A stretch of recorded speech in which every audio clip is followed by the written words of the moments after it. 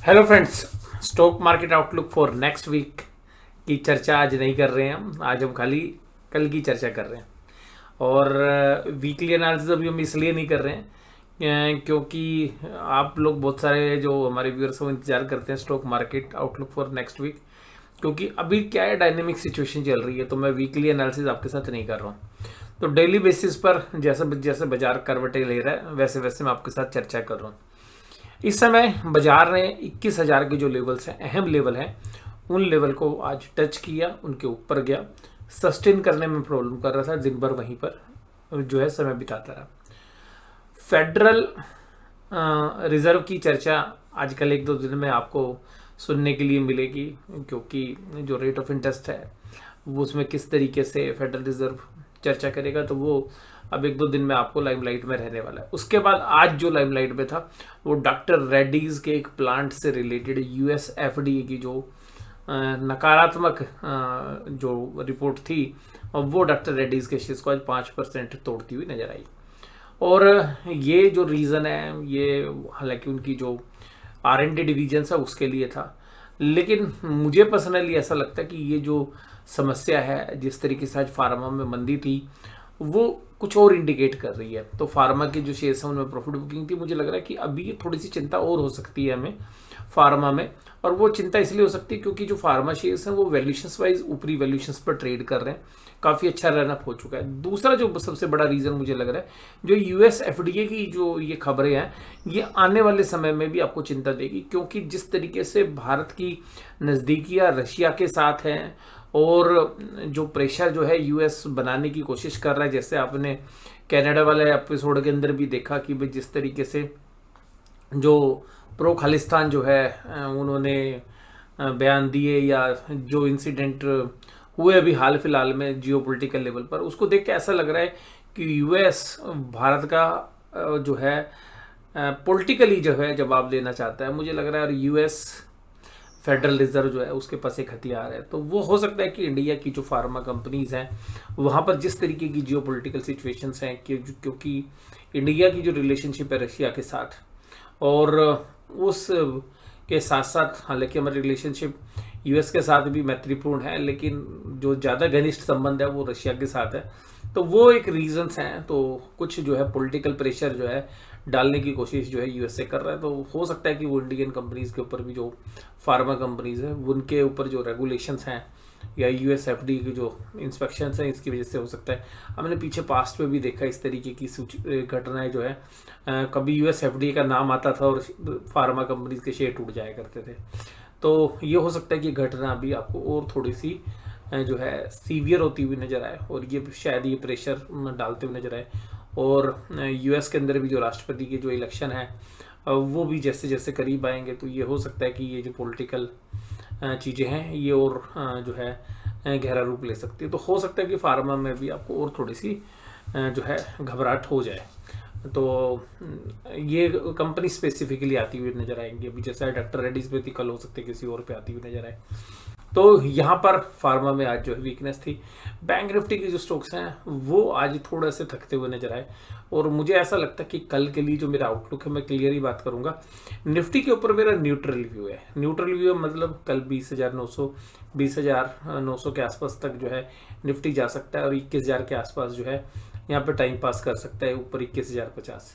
तो ये तो है निफ्टी पर आए। तो निफ्टी जो है हमारे को लग रहा है कि एक साइडवेज रहेगा, बट नेगेटिव बायस्ड है। अब यहाँ पर जिस तरीके से आज ऑप्शन जिनके डेटा है उनको हम रीड कर रहे थे, जो बाकी डेटा है उनको हम देख रहे हैं, तो मुझे लग रहा है कि निफ्टी में भी यहाँ पर एक अच्छी खासी जो है प्रॉफिट बुकिंग जो है स्टार्ट हो सकती है कभी भी। और सेकेंड हाफ में आपको पता है कि जो न्यू ईयर है, फिर क्रिसमस है, तो सेकेंड हाफ में जो है मुझे लग रहा है एफआईज का जो रुझान है वो भी थोड़ा सा, वो छुट्टी पे चले जाते हैं, तो वो भी थोड़ा सा कम पॉजिटिव रहता है। तो और बाजार ऊपरी लेवल पे है, तो ऐसी दशा में जो हमें लग रहा है कि ऊपरी लेवल पर बाजार शायद सस्टेन करने में थोड़ी सी तकलीफ थे। अब यहाँ पे जो कैंडल्स बनी है और जिस तरीके का रनअप निफ्टी के अंदर स्पेशली आया है, और तो मुझे लग रहा है कि निफ्टी यहाँ पर शायद एक दो दिन में साइडवेज होके शायद थोड़ा सा नीचे का रुख भी करता हुआ आपको नज़र आ सकता है। और आईसीआईसी बैंक जो है आज लीडर था, जो निफ्टी को खींच रहा था Adani enterprise, UltraTech, ITC, Nestle जैसे शेयर्स। डॉक्टर रेड्डीज लैब आज कमजोरी में था, और axis bank, Mahindra and Mahindra, HUL और एचडीएफसी बैंक। अब जो एडवांस डेक्लाइन है वो पॉजिटिव थी, और 1283 जो शेयर्स है बढ़ने वालों के सामने 886 शेयर्स घटने वाले थे। अल्ट्राटेक सीमेंट में अच्छी तेजी थी, UPL, Adani enterprise, Nestle, Adani ports, Bajaj auto जैसे शेयर्स जो है तेजी में थे। कमजोरी थी डॉक्टर रेड्डीज में सीधा 5% का cut, axis bank, Cipla, Eicher motor, Mahindra and Mahindra, ये सब कमजोरी में थे। Nifty bank flat. आज निफ्टी ने देखिए, निफ्टी बैंक ने क्या किया, 47588 गया, जैसे ही वहां पे गया बाजार सस्टेन नहीं करा ऊपरी लेवल पे। मैंने आपके साथ पिछली एनालिसिस में चर्चा की थी कि जो बंदी वाले उनके सौदे स्टॉप लॉस कटेंगे, आज वो शायद कट गए हैं। और अब निफ्टी पे हमारा निफ्टी बैंक पे आउटलुक है कि निफ्टी बैंक आपको जल्द ही 47,000 के नीचे आता हुआ नजर आए, हो सकता है कि आपको कल भी नजर आ जाए। और अब Nifty bank sell on rise होगा। तो अभी जो साइडवेज था, अभी हम 1-2 दिन देखना चाह रहे थे कि भाई जो मंदी वाले उनकी पोजीशन कट गई, थोड़ी बहुत और जो है रही हैं वो कट जाएंगी, तो जैसे थोड़ा सा नीचे जाएगा वो अपनी पोजीशंस कवर कर लेंगे। और यहाँ पे जो कैंडल्स बनी है वो भी, आज की कैंडल तो ग्रीन है, लेकिन ऊपरी लेवल से जितनी भी सारी तेजी थी वो गवा दी आज, और निचले लेवल के ऊपर जो है बाइंग इंटरेस्ट था नहीं। तो हमें लग रहा है कि निफ्टी बैंक कल आपको शायद नेगेटिव क्लोज के साथ ही बंद होता हुआ नजर आए। ऊपरी लेवल पे जाएगा तो हो सकता है कि जो बड़े प्लेयर्स हैं वो प्रॉफिट बुक करेंगे। मंदी वालों के ज़्यादातर जो सौदे हैं, कमजोर हाथ हैं, वो छूट चुके हैं। अब बड़े प्लेयर शायद अपनी मंदी यहीं से बनाएंगे, और जिसकी वजह से हमें लग रहा है कुछ बंदी बन भी गई है। तो 47,000 के नीचे आपको बाजार आता हुआ नजर आ सकता है। इसके बाद अगर हम देखें आज तेजी कहाँ पे थी, पंजाब नेशनल बैंक। और मैंने देखिएगा, याद करिए, जब पंजाब नेशनल में 79 पे था तभी मैंने आपके साथ चर्चा की थी कि पीएनबी से एक बार जो है अब पोजीशन नहीं बनानी चाहिए मंदी की। अभी पीएनबी या जो बैंक ऑफ बड़ौदा, ये जो पीएसयू बैंक स्पेस है, ये देखिएगा ऐसा माना जा रहा है कि भाई बीजेपी की गवर्नमेंट आएगी तो मोदी जी की कॉर्पोरेट गवर्नेंस मानिए, उसके हिसाब से वैल्यूएशन दीजिए, ये सब ठीक है। लेकिन मुझे ऐसा लग रहा है कि आपको थोड़े समय बाद एक अच्छा मौका जो है पीएसयू बैंक में सेलिंग का मिलेगा।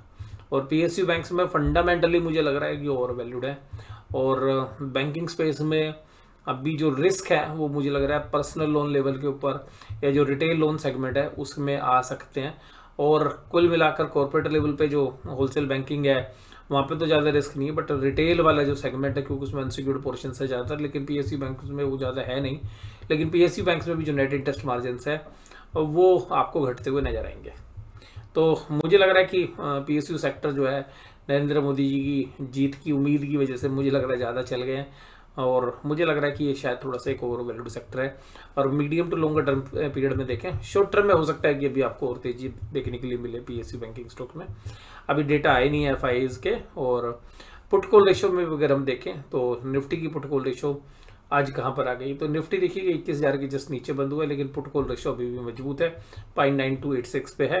तो निफ्टी पे हमारा न्यूट्रल व्यू है। और लेकिन बैंक निफ्टी पे देखिएगा आज पुट कॉल रेशो 1.169 पर आ गई है, तो बहुत अच्छी पुट राइटिंग थी आज, लेकिन वो शाम होते होते वो पुट राइटिंग अब जो है सिमटती हुई नजर आई। और जैसे जैसे बाजार नीचे आया तो हमें ऐसा लग रहा है कि ऑप्शन चेन के डेटा ज़्यादा हमें इंडिकेट कर रहे हैं कि निफ्टी बैंक शायद कल आपको जो है रेड क्लोजिंग थे। और अभी डाउ जोन्स इंडस्ट्रियल एवरेज खुला नहीं है, ब्रांड को $76 के आसपास ट्रेड कर रहा है। ऑप्शन चेन के डेटा में देखेंगे बहुत समय के बाद कहीं पर बाजार जाके ठहर रहा है, और कॉल राइटर आ रहा है वहाँ पे। कॉल राइटर जहाँ पर बाजार अभी तक जा रहा था, कॉल राइटर गायब हो जा रहा था, कॉल राइटर राइटिंग ही नहीं कर रहा था।